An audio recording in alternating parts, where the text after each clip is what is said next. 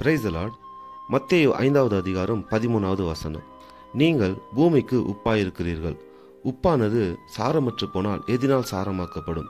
வெளியே கொட்டப்படுவதற்கும் மனுஷரால் மிதிக்கப்படுவதற்குமே ஒழிய வேறொன்றுக்கும் உதவாது. ஆண்டவர் நம்மை உப்பிற்கு ஒப்பிடுகிறார். உப்பானது எப்படி கபடமில்லாமல் வெண்மையா இருக்கிறதோ அப்படியே நம்முடைய வாழ்க்கையும் பரிசுத்தமா இருக்கணும்.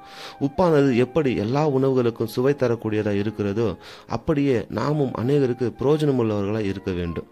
உப்பானது சாரமற்று போனால் எதினால் சாரமாக்கப்படும்? அதாவது உப்பு சுவையில்லாமல் போகுமா? போகாது. அது எப்படி சுவையில்லாமல் போகும்? ஆனால் சில நேரங்களில் உப்பு கூட நம்ம எதையாவது கலக்கும்போது, அதாவது மண்ணோ தூசியோ இல்லை வேற ஏதாவது கெமிக்கலோ கலக்கும்போது அது சுவையில்லாமல் போகும். அப்படி சுவையில்லாமல் போகிற உப்பு எப்படி ஒன்றுக்கும் உதவாதோ அது போல தாங்க நம்ம வாழ்க்கையும் உலகத்தோட ஆசையிலும் இச்சையிலும் கலக்கும்போது நம் வாழ்க்கை பிரயோஜனம் இல்லாமல் போகும். உப்பை நாம உணவுல கலக்கும்போது அந்த உப்பு கண்ணுக்கு தெரியாது, ஆனா சுவை மாத்திரம் கொடுக்கும். அது போல தாங்க நாம வெளியே தெரியக்கூடாது. நமக்குள்ள இருக்கிற இயேசு கிறிஸ்துவின் சுபாவங்கள் தான் தெரியணும். இருக்கிறது ஒரே ஒரு வாழ்க்கை தாங்க. அதை நாம நம்முடைய தேவனுக்கு கீழ்ப்படிந்து வாழ்ந்து நம்மை சுற்றி இருக்கிற எல்லாருக்கும் பிரயோஜனமா இருந்து ஒரு சுவையுள்ள வாழ்க்கை வாழும்போது ஆண்டவர் நம்மை பூமியிலும் பரலோகத்திலும் ஆசீர்வதிப்பார். ஆமென்.